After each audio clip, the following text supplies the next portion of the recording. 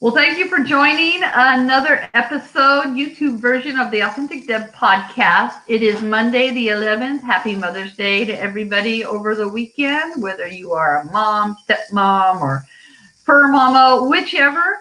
And I'm up in my country house in Texarkana today. I have crazy hair. That's my excuse, but it's the Authentic Deb podcast. So, hey, since I'm up in the country house, you may hear dogs.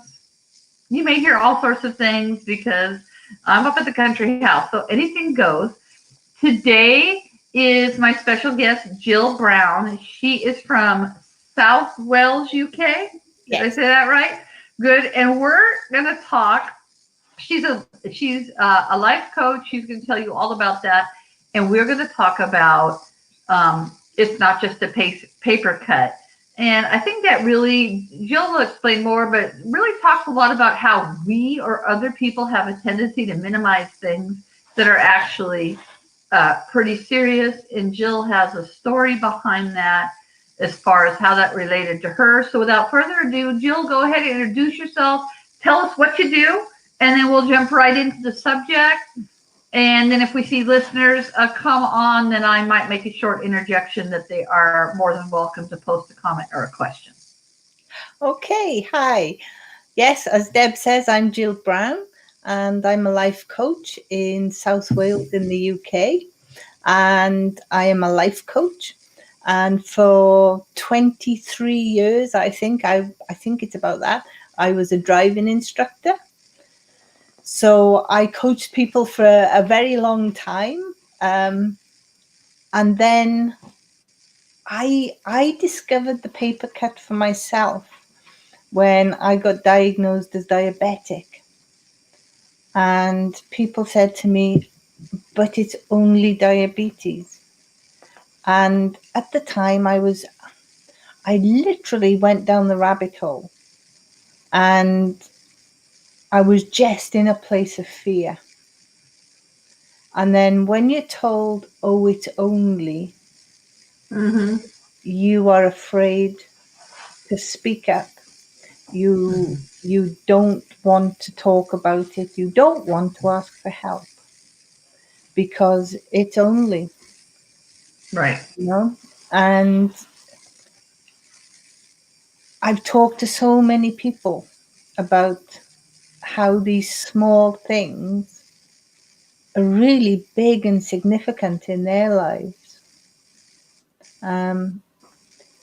Even like if somebody wants to lose 5 pounds in weight, they are afraid to talk to their friends who maybe have 10, 15, 20 pounds they need to lose, because they go, oh, it's only 5 pounds, it's nothing. Right, you can do that, it's no big deal. And yet, that is so important, and it permeates all aspects of our life.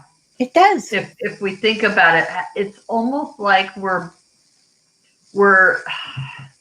learn at an early age to minimize. Yeah. And minimize ourselves. Yeah. And minimize others. And I found, which is a whole nother topic, but I found with the minimizing others, we minimize others because whatever they're doing somehow internally threatens us. Yeah. And I can expand on that more later. But anyways, keep going. Yeah, we do it all the time. Absolutely, we do. And it's like even in a relationship, if somebody is saying, oh, I was in a really abusive relationship, I was being beaten up, it's like, that's a reason to leave. And then the person who has none of that can actually say, well, the other person is a really good person and really good to me, and there's no problems there. But or he just does it when he's drunk. He only does it when he's drunk, or not and he's but these are things I've heard here in the States. Oh, he's a really good guy when he's sober, so I'm going to put up with that, or Yeah. But even when there's none of that, and it's just a fact of, I am not happy. That it's such small things. It's like death by 1,000 paper cuts. Yeah. And Death by you know, 1,000 paper cuts. Yeah. and you stay in a life where you don't speak up, you don't ask for help, and you don't move, and you stay in the rabbit hole. Mm-hmm. You know, the rabbit hole is dark and safe, Okay. but you Yeah. know, we need to be in the light. Mm-hmm. And the paper cut is so minimized that it literally stops us from living. Mm-hmm. How do you how did you got diagnosed with diabetes? How long did you say that was 20 years ago? No, Oh, that was about 6 years ago. okay. And so uh how long have you been a life coach? And I mean, obviously you've been coaching all your life. You're training people to drive and all of that. Um, but how did this topic, or how did that, when you got, if we want to start with the diabetes, were you doing life coaching at that point? And how did you kind of come into the point where now this is kind of a conversation? And um, how did you work that? Like when somebody said that to you, and I've had people say stuff like that to me. Mm. How did you come full circle into realizing that this was something that we needed to examine for yourself, so that you could not be in the rabbit hole, as you say? And how does that play out in your coaching? It's kind of a big question, but Yeah, let's that break is. it down. I know, I'm such an extrovert. Let's just break it down into when you got the diagnosis, kind of what you went through, and how did you acknowledge and kind of get past that, what would seem to be an innocuous statement. Right. I wasn't a life coach when I was diagnosed. I trained to be a life coach after that. Okay. Um, and the turning point for me when I was diagnosed, first of all, there wasn't the information that there is now on the different ways of eating.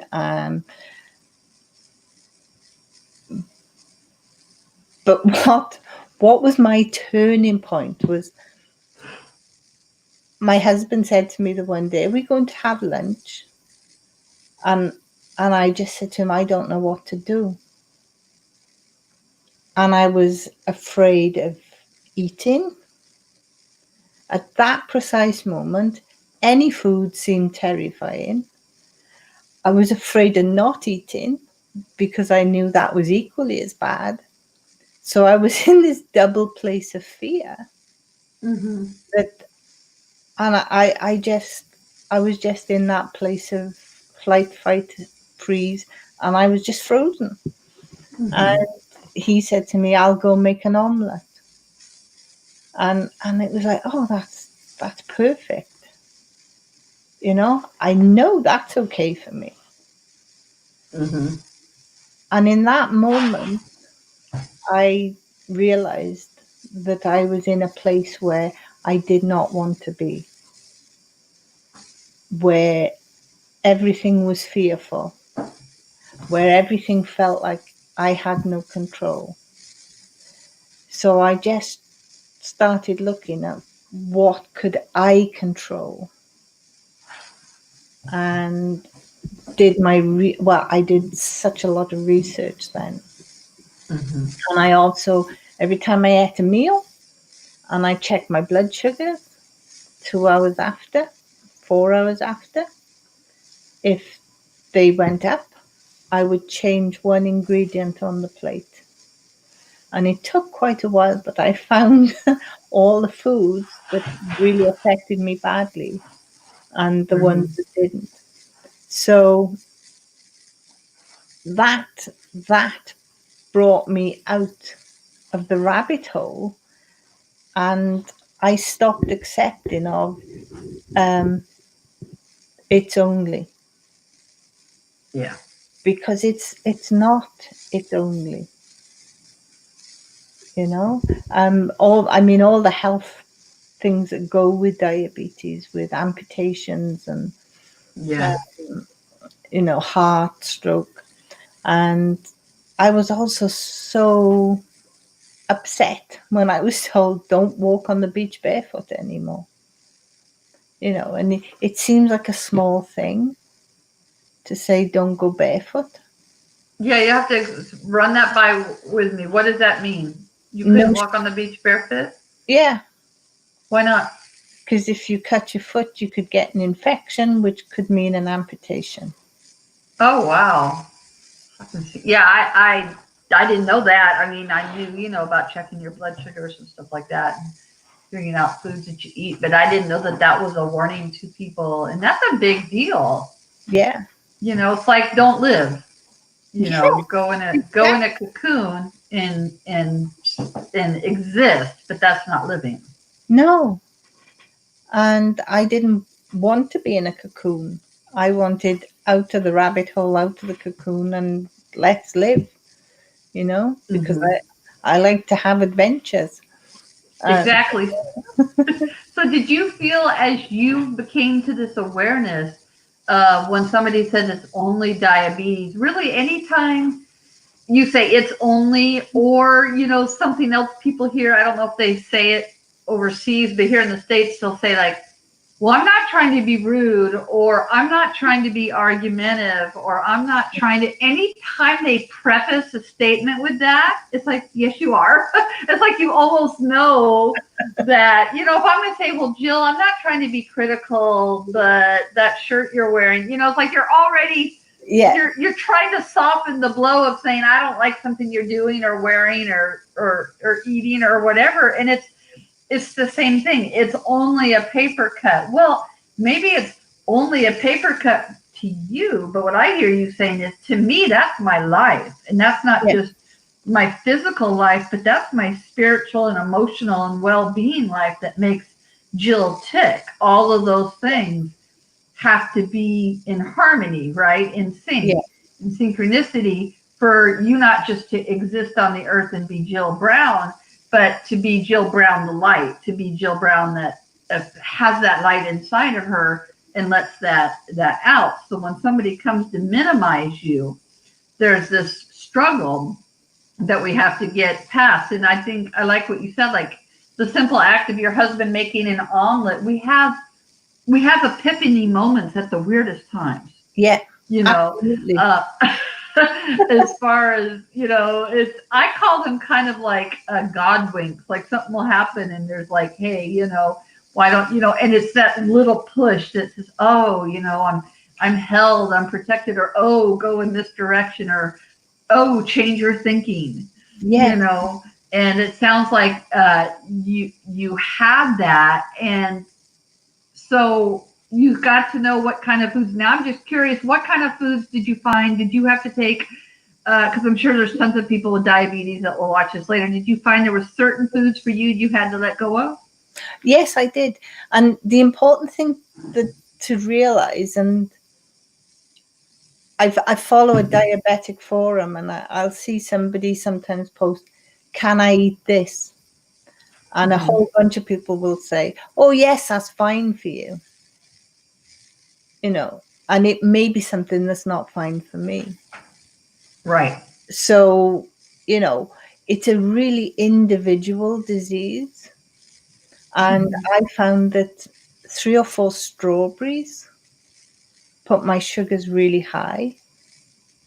And yet I see people say, but they're strawberries, they're good for us. The natural sugar, yeah. And berries are the best, but if you're diabetic, if it puts your blood sugars high, it's not good for you. Right. What other kind of foods? Yeah, because I can see natural sugars. Yeah, They're still but it's still sugar. it's still sugar. It's like some people can eat oatmeal. Other people will find it pushes their sugars high, Huh. which is why, to me, the most important thing is to do the due diligence and the research on yourself by finding out the foods that affect you. Yeah. Did you find once you kind of got a handle of that, then this concept of it's only a paper cut, it sounds like so you were diagnosed with diabetes, you went into the rabbit hole, which is fear, Yes. right? Oh my gosh, I can't walk on the beach, I can't do anything. And if you have a question, by the way, for Jill, go ahead and put it in the comment. Yes. And I'll read it for her. But you did that, and then in that process, you did your certification for life coaching. First question is, how has this simple but profound thing of it's not just a paper cut, how is that applied into, can you think of anywhere else that once you kind of got that inner teaching for yourself, how that's played out in your life in other ways, other scenarios? What with The thought of when minimization, when we either try to minimize or somebody else tries to minimize, because that's really what it is. When we say it's only, we're minimizing. How did you work that out for yourself to be able to separate that? For example, that's not about you. You know. Right. Yeah, I mean, I'm not 100% sure I'm following your question, exactly what you're asking me. Okay. Sorry. So how did it play out in how did it play out in other areas of your life where you kind of had to take that thought captive? If somebody said, well, it's only this or it's only that, but yet it was important to you. How did you start to bless yourself, I guess, with not letting those thoughts and opinions or judgments, even if they are air quote well-meaning, how did that start to work in other facets of your life? I mean, obviously you had this diabetes thing. Yeah. So you had to focus in, right, for your health. And so it wasn't just diabetes, right? We had to go no, I have to take care of myself. But that same thought of how people try to minimize, how has that played out in other areas of your life? Have you had any other moments where you really put those practices into play? I always, first thing, I think we always know if somebody's minimizing us. Because the first thing we feel is that withdrawal, don't we? Yeah. It can be subtle, but you can feel it. Yeah. So it's a really internal, something is happening internally that you suddenly feel yourself pulling back. And I always take a breath when I feel that. Right. And I don't react, respond. I don't do anything. And I just allow myself to feel that and notice where I feel it. Where in your body? Yes. You find you feel in your body different areas depending upon what it is? Yeah. Okay. Keep going. So I allow that to happen. I allow myself to feel it, and I allow myself to just sit with that for a second and then question, where is this coming from? Because it's something internal. So when something is happening internally, it's something that needs to be addressed. And minimizing is a really, really cruel thing to do to yourself. Yeah. And the first thing to ask is, why would I be cruel to myself about this? That's a good question. What is it that makes me feel I am not good enough in this particular area? Right.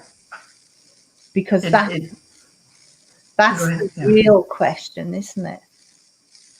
Yeah, you know, it's like even with my tagline for my podcast, or obviously Authentic Deb, and building what I'm doing around that is a is born out of the inner work that I've done on myself. The authenticity and the learning all those different little intricate things of why are you not being good to yourself? Why are you minimizing yourself? That's like when tagline be you, because or where being you is enough. It's like I am enough with my shiny parts, with my flawed parts. I am enough. Golly says digging deep into thoughts can really help sometimes. That's true. And it's that thing about first taking your thoughts captive. Yes. It's like, okay, what am I thinking? This is what I'm hearing. You said, what am I thinking, and why am I? But I love how you said just now, and I want you to expand on that. Why? How did you say it? Like, why am I not good enough, or why? It's kind of like taking your thought captive to realize that you're actually not honoring yourself.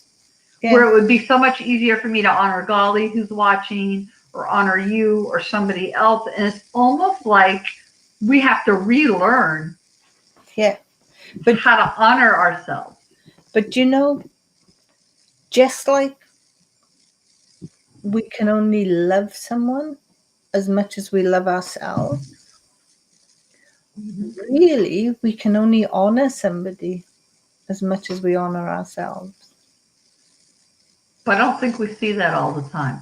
I No. think if we did a poll when we got off here, and we did a Facebook poll, maybe not in your group, because sometimes when you're in certain coaching groups or this or that, the people that are in there a lot of times, I'm not necessarily talking about clients, but a lot of times just people who are in the same kind of light worker, mental health field, or life coaching field. We're all different, but we have a level of awareness, if that makes sense.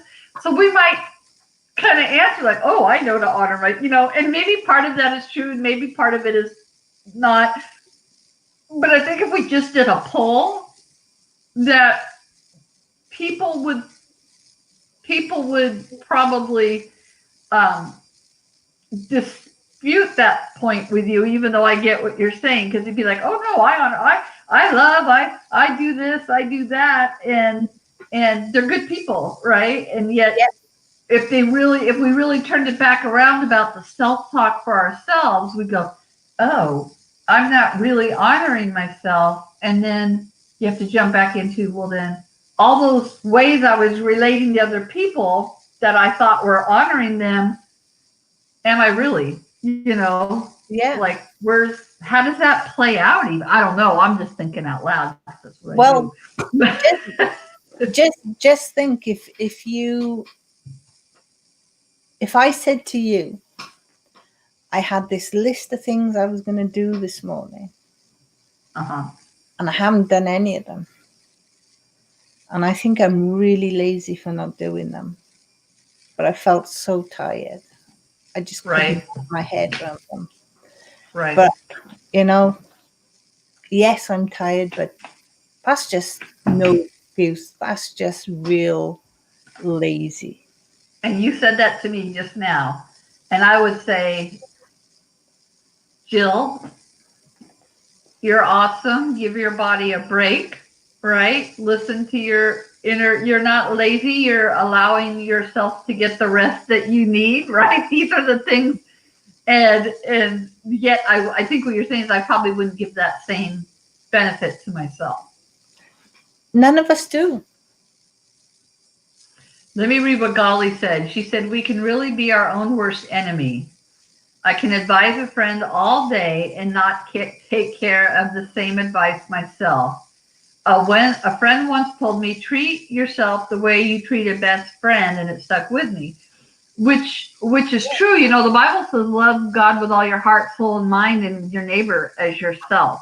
Yeah. And that's the whole of it right there. And I think, do I love my neighbor as myself? And I'm like, sometimes I don't even know my neighbors, frankly. But other times, my neighbor Jill or Golly or whatever, when we take it in that sense that I love them better than I love myself. So I think that's a continual progress. I like what you said early in the conversation. I don't know if Golly caught it, but when you were talking about kind of the moment when your husband made an omelet and you had this realization, you know, and I've always said that once you realize what the battle is, once you realize what's going on, it's literally half the battle Yeah. because now you can fight.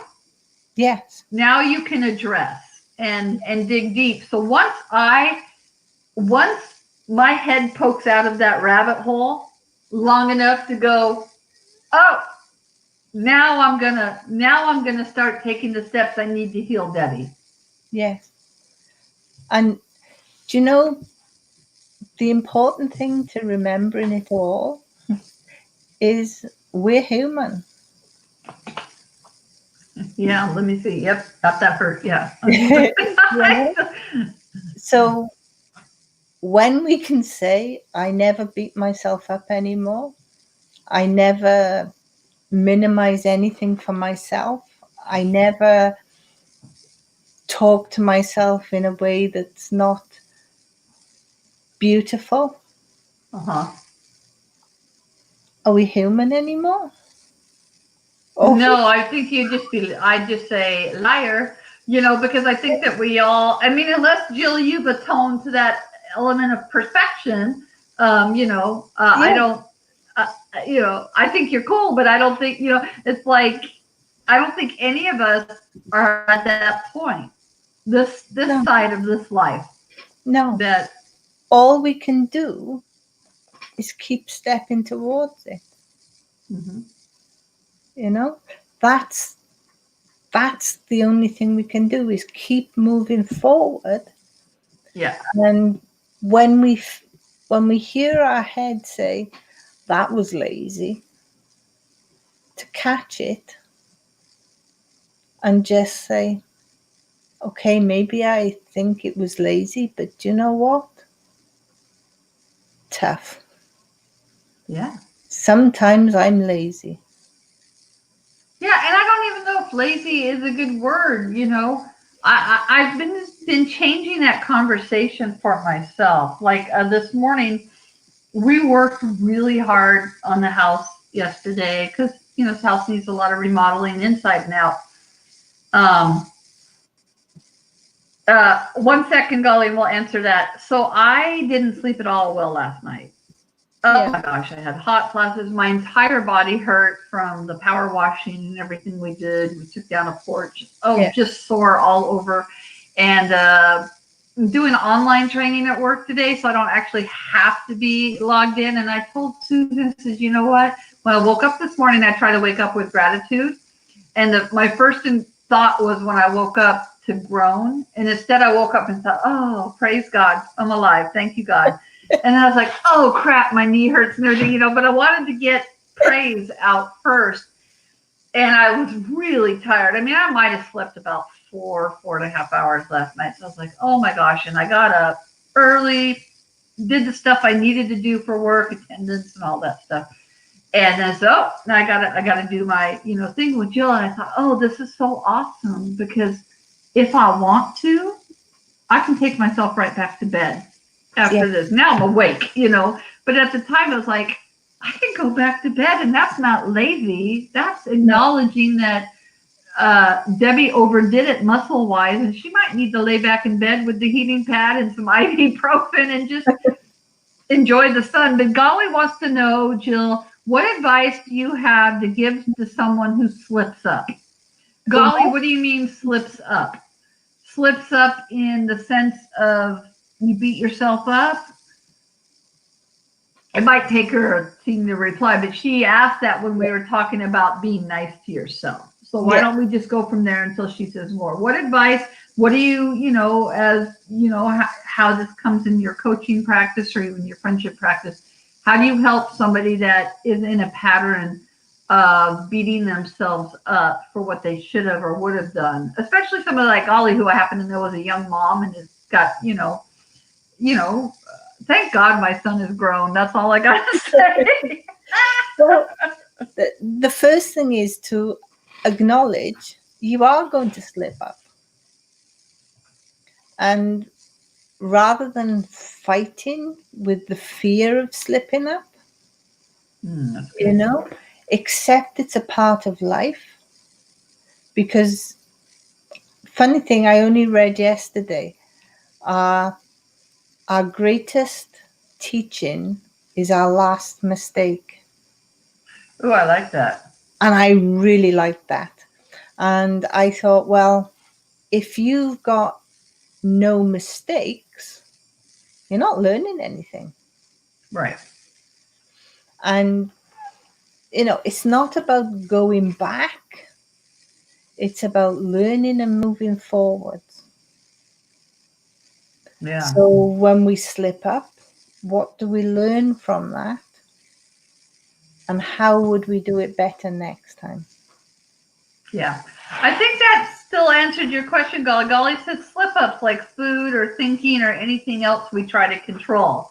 Yeah, Right. I mean, I'm the queen of a recovering control freak. Recovering meaning I still do it, but I'm always in a process of recovery and when and I notice I'm doing it. is she diabetic? Because she asks about slipping up with food. No, but I know there's some other stuff, but definitely there's definitely things that if she eats the wrong thing, I believe could cause her discomfort. Right. The the thing for me that what I did was what changed my whole thing around with food, and this may be helpful, is Mm-hmm. we see the things that are not good for us as treats, Oh yeah, and we see them as that's the good. food that we're missing out on, even though Yeah, we know it's going to do us harm. right. She says she has Crohn's disease, Right. so she really has to watch Yeah. what she eats. When you can start to see the foods that you know are good for you, that you can eat, and when you look into this, for instance, when I was diabetic, and because I reversed my diabetes as well. But when I looked at don't eat bread, don't eat potatoes, don't eat pasta, don't eat rice, and you go through all the things and you start concentrating on the don't. What you can't have. Yeah, and it all feels negative and brings your Mm-hmm. energy down. So then I changed my focus to all the cans. So I Right. can eat, protein. I can eat fats as long as they're good fats. Mm-hmm. I can eat, and I mean, a whole load of vegetables and salads. And, and there's really interesting things you can do with them. And okay, people say, oh, bread, but then you can use almond flour, and Right. If you you can find it now, you can yes, you can find out. find anything now. But when you move your attention from what you can't have Uh huh. and you move it to Yeah. what To you what you can have, can have. yeah, and the foods that you can eat are the foods that are so good for you. And really speaking, that they should be classed as the treats. That's good. Now she said here she has a very individual diet. Some things, even for people with the same diagnosis, can trigger Yeah. others, and not mean vice versa. And she goes, she treats herself to foods that make her sick. Um, So I just restarted my eating program too, which is no sugar, no white flour, no fried yeah, foods. The first 30 days, no grain. And I was talking to my sponsor the other day about it. I'm like, oh, I can't have this. And she said, that's where you've got to change your negative thinking. I said, yeah, well, I didn't think it was negative. She says, no, that's negative thinking because you're thinking yeah, of what you can't have. You basically just said, she goes, so she made me do some affirmations. in my own voice and record them. And so I have like food is fuel, and I feed myself healthy fuel. And Yeah. my body responds with health and this and that, and it's actually really been helping because food is a big deal. I Yeah. miss my wine and my margaritas and my sourdough bread and everything, Hi Susan, there's Susan. I miss, I was gonna say I miss those things. I thought I was gonna miss those things. I don't today though, so it's a But changing of I get to if live you healthier. think you're going to miss them, you will. You will definitely, what you have what you say, and what you think Yeah. comes out your mouth. Yeah. And the question I would like to ask back is, if you know the food is harmful, that particular food is going to cause you discomfort and pain and harmful, how is it a treat? Yeah, golly. So what she's saying is, if how is it a treat if you know the food is going to make you sick? And then in your coaching, if you were actually coaching Golly or somebody else, would you dig into where that belief is coming from? Yeah. Why Yeah. believe that that's the treat? What's underneath that? Because there's always Yeah. something underneath what we're doing. Hi again, Susan. We're, like I said, we're at the country house. So Susan just made her YouTube debut, or at least the side of her. But I mean, that's a good question for anybody else that's watching this too. And that could be the same with drugs, alcohol, anything you're binging, anything that you're avoiding. Yeah. Avoiding I I find it's usually you're avoiding the feeling or the emotion or the belief behind that, and so you're on just substituting. not even avoiding it, but it's definitely something. I'll give you an example. Somebody I Okay. talked to, and he was having problems giving up certain foods. And what it came down to was they were the foods his mother always made him. So there was a And, comfort in it. and his mother passed away recently. So he was really wanting the things his mother made him, which was really a desire that, his mother hadn't passed. But, Yeah. that's one. Nostalgia is a big thing. Yeah, yeah, Nostalgia. I mean, in this case, a connection. To the minute you start. My mom is alive and well, but the minute you started talking about that, I started thinking about my mom's lasagna. yeah, And being around the table as a teenager, and it was lasagna night, and it's like, oh, my mom, and I still believe this, my mom makes lasagna better than anybody I've ever met. That may or may not be true in the world of chefs, but it's my mom and it's our family, and so there's an absolute connection. So now that I don't eat white flour, I'm like, how do I have mom's lasagna? There's an emotional feel good yeah, connection to it. yeah. So that would be the first place I would say to look is why is that food a treat, and If it's making you sick. what could you have as a treat instead that's not going to make you sick? Right, because isn't health the gift? Yeah, it, Health, mentally, spiritually, physically, is the gift. yeah. I mean, if you think of your body like a temple, and the preparation of your food, and then the joy of eating that food, when you shift it into that place of just cooking it, preparing it, and then looking at it, and then enjoying that first bite. Yeah, enjoying And that first bite and eating slowly, chewing slowly does a lot for your. I read something. This is a little off topic, but we just go wherever we want, right? That yeah, you can only. I would have to look it up if it's one or two, but I'm a I'm a mixer. Like if I have Mexican food, I want everything all scrambled together, and I like sauces and all that stuff. And I had to learn to slow down my eating a couple of years ago because I realized if I was hungry, I just like, put it all in there. And there's science that says you can only taste one thing at a time. It's like one or two things at a time when it goes up to your palate. So here we're in this habit of kind of inhaling our food, but we're not even enjoying it. We might hit the first taste, but not all the intricate flavors. Yeah. And so I was in this program where they had you cut up your food really small and force you to take 20 minutes to eat your food. Yeah. And that sounds like a long time. It was a really long time because they wanted you to thoroughly chew each little piece before you went on the next.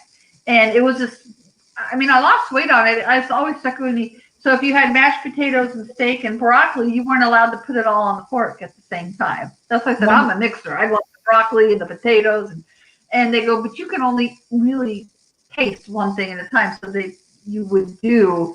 But it was, I don't know. It was a rabbit trail, but it was very interesting. She says a bite and a drink to eat more slowly, enforced by my toddler. Yeah, eating slowly is a big deal. Yeah, and also often when you think you're hungry, you're really thirsty. Yes, I'm starting a water challenge today. I don't know how I'm going to do it, but it's in a group. And I've committed to 100 ounces a day, but I purposely have only had a couple sips here because I did not need to be running to the bathroom on my podcast. So, because, I haven't done 100 ounces in a long time of water. So, but Jill, what is a normal with your coaching now? You got your certification. Real quick, you said that you turned the diabetes around. So are you no longer classified as a diabetic? No, it's they call it remission, but I prefer to use the word reversed because I like that. It's your word. You can do what you want. So you don't have to do your blood sugar every day or anything like that, or do you still do that? No. Okay. I'm back in normal numbers. So did you go back into the foods that were a problem? No. Okay, so you've still kept, and you don't feel like you're missing out on anything. No. You just live in your life. Yeah. Tell us a little bit as we wrap up on this part, as far as your coaching. You've been doing, you said the coaching for about 6 years now? Yes. Okay. And are they like one-off sessions, or do you normally do packages? And is this kind of what your coaching is around as far as uncovering those things that we minimize, or tell us a little bit about what you do in your coaching package? Okay. I will do one-off individual coaching sessions because for some people they just want to address something and it's able to be addressed just one-off. Otherwise, I do a package. I've had one package that I released just a couple of months ago called The Shift, where, again, it's about shifting perspectives, shifting from a negative to a positive. So shifting the energy around how we are viewing things and how that stops us from moving on in our life because we're stuck in this rabbit hole of not being out in the light and really living life. So so it really is an individual thing, and I always like to talk to somebody first to find out exactly what they need and what they want to achieve from it, and whether we are a good fit. Yeah, which is really important. Yeah. Well, that was really interesting. I'm going to ask you some questions now. Okay. For anybody listening, I'd love for you to subscribe to the YouTube podcast. And you can also find me on iTunes or support on Patreon. I started a Patreon page just, help support the podcast. All this stuff is expensive. The editing, the hosting, all of that stuff. But I'm having fun. So Jill, I'm going to ask you 3 crazy questions. The first one, well, actually, I'm going to go back. What would you tell your 20-year-old self if you could go back and tell your 20-year-old self something? Just keep living and loving life as you are. Living and loving life as you are. That's so it. All you 20-year-olds or over 20s, living and loving your, yep, that's good. What is, let's find out. I know that you are a pilot. Do you fly helicopters and planes or just helicopters? Just planes. I can't hear you. Small, just small planes. Okay. Helicopters kind of scare me for whatever reason. I don't know. Yeah. That's a whole different license. A whole different license. Okay. Wait, I have another question beyond my other question. So do you have to go rent the plane, or do you and your husband own a plane? How does somebody, like, if I went and said, I want to be a pilot, I'm 57, I'm going to go on my midlife crisis or whatever. I just want to do this. I'm going to go get a pilot's license, and I go do all the training. Then how do you fly? Do you have to go buy a plane, or do people rent planes that have licenses? You rent them. How expensive is that? It depends on where you rent from and the size of the plane. Okay. There's various ways of doing it. Some places you rent them what's called wet, so it means they come fully fueled. Others you, like a car. When you have a hire car, sometimes you can drive around in it, give it back with an empty tank. Yeah. So that's renting it wet. If you rent it dry, then it has to come back with full tanks. Right? It kind of sounds like it'd be super expensive. Like, is getting a pilot's license like a rich man's? It costs. My husband always says it costs about the same as a second-hand car. For one flight? No, for the license. Oh, yeah, for the license. But I was just thinking about if I go get a license anyways. That's just way off topic. Golly says helicopters don't fly. They beat the air into submission. That's very true. Okay. Third and final question before you ask me a question. You are stranded on an island. Yeah. And you have been given the Dr. Dolittle gift. You can talk to all the sea life, all the ants, all the animals, and everything. And they have decreed that you are their queen. And they are all gathered around you. So just picture this. You're on this little island. The dolphins, everybody, the fish, they're all poking up out of the water. Every life form is around you. And they're waiting for your first decree. It's a 2-part question. So the first question is, what is your first decree as queen of the island to all the animals? Be yourselves. Be yourselves. Okay. The second question might be a little bit weird based on your thing is, which species would you have to serve as your right-hand person that is going to help carry out that decree? I'd have a dolphin. A dolphin? And why the dolphin? Because the dolphin can look after everything in the sea, and I can look after everything on the land. Okay, so the dolphins are going to help everybody be themselves in the sea, and you're going to help everybody on the land. Yeah. Because you're a life coach after all, and we know dolphins are really intelligent, so they can handle the sea. Yeah. Okay, so now what do you want to ask? You get to ask Authentic Deb a question. Okay. What is it that gives you the most pleasure in your country home? In my country home, what gives us the most pleasure? There's just a serenity here. just the nature, but it's more than just nature because I can go to a national park and see nature. Yeah. I think just there's a literal serenity here, and so it's a two-part answer. It's slowed down enough that, we have a couple neighbors. They're about an acre away, but it's very like, I think the way things should be, people helping each other. I couldn't get the power washer to work the other day. The neighbor came over, just silly stuff like we couldn't get the lid undone because it was on real tight, and he came over and, just stuff like that. Like he had lent us his stuff and then I couldn't get the thing open to put the pretty spray stuff. And so I took my little tractor trailer. I took my little riding lawnmower with a little trailer on the back.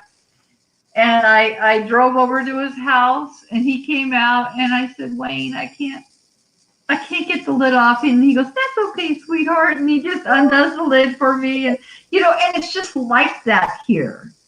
The other neighbor came by with his big tractor thing and cleared a big piece of our land that we weren't able to get to. And he asked for us to come over and cook him and his dad a home cooked meal because they're a couple bachelors and all he's been eating is tuna. And there's something about that. It's not just the nature, although it is beautiful here. It's just different here.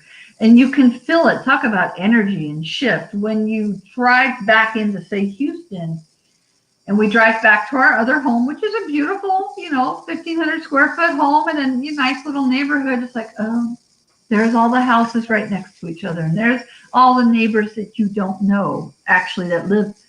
I know my 4 neighbors here, which are all acres away, better than I do all my neighbors that live 10 feet away from me.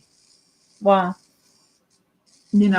So there's just something about being out here where life slows down. Yeah. Even before the coronavirus, but it's like life just slows down and you go, oh, I am blessed. I am alive. I can sit on my porch. I never thought that I could just sit on my porch with a little Adirondack rocking chair and be completely content listening to the birds, and so yeah, it's just a very slowed down life. And I think when we slow down, we appreciate. Yeah.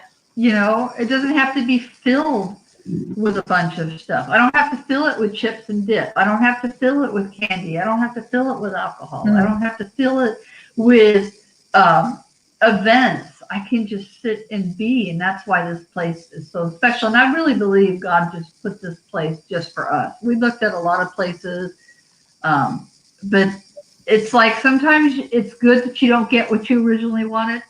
Yeah. Because we had a couple deals fall through and this and that. And then you're like, oh, this other place was there all along, And so that's just kind of an extra thing I just want to leave people with is sometimes it's often okay that you didn't get what you thought you needed. Yeah. Because if you find a place or a situation where your whole soul feels peace and rest, you're in a good spot. Yeah. So you feel more abundant there. Mm-hmm. More abundant here, even if I looked in the natural, there's 1 million things to do, whether it's windows or trims or floors that aren't quite straight or this or that. There's so much more abundance and peace here than anywhere else I've experienced. So going back to the bigger house is always quite you kind of got to get yourself in the mindset of, oh, I'm so blessed I have 2 houses rather than, oh, crap, I have to go back to Houston. Or, oh, crap, I have to go back to work now, or whatever. You have to switch it constantly. Like, I'm blessed I have a job. I'm blessed I have insurance. I'm blessed I haven't missed any pay.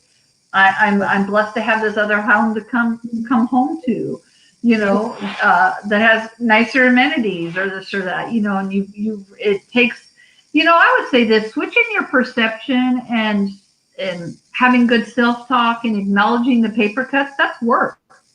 Yeah. But it's a good work. It just doesn't come overnight, right? You had to work at it, just like you had to work at your food and get intentional Yeah, That's the word I'm looking for. absolutely. Yeah.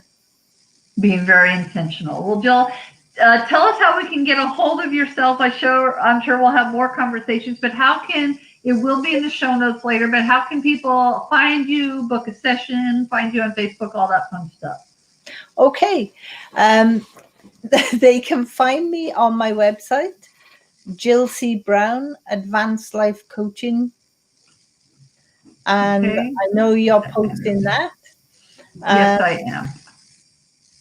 They can find me on Facebook, just as Jill C. Brown. And I put the C in there because there is another Jill Brown Oh, okay. who Hey, that's okay. I'm friends with, and sometimes I'll get a notification and I think I don't remember liking that. And it's not me. It's not you, yeah. Yes, and there's also my Facebook page, which now I've forgotten. Let's see. Facebook page is just Advanced Life Coaching. Yes. There, I had the notes up there. Okay, so facebook.com/groups/advanced life coaching. Let's see if I can put that in there. Let's see. On my business page, which is @Jill Advanced Life Coaching. Oh, so you've got two. Okay, so that's the Facebook group, and then there's an @ Oh, is that what I just did? Wait, your new Facebook business page, the Jill. Oh, I see. I got you. So I'm trying to get that stuff in there. Yeah, so we got stuff. There's all sorts of ways to get a hold of Jill. Yes. which is good. So that's the business page. Well, I have really enjoyed this conversation. Golly, thanks for showing up. And anybody else that is going to watch later, we will get this posted as soon as I get home. There's not a good upload speed here. So as soon as I get home, I'll get stuff and actually send it to my my actual podcast. But again, for you guys watching, I would love to either be on your show, or if you want to be interviewed, if you have something you want to say, you can go to my website, just authenticdeb.com. And if you want to help support the podcast, then what is it? I don't know. It's Patreon. I don't know if you've heard of Patreon. Patreon is where you get supporters at different levels to help with patreon.com. And with that, thanks to Maria Gran-Francesco and Janice Bridges as my first Patreon supporters. More to come. I appreciate that. And Jill, I've appreciated this so much. Thanks for taking time, and then I will see you soon. Thank you very much. Okay.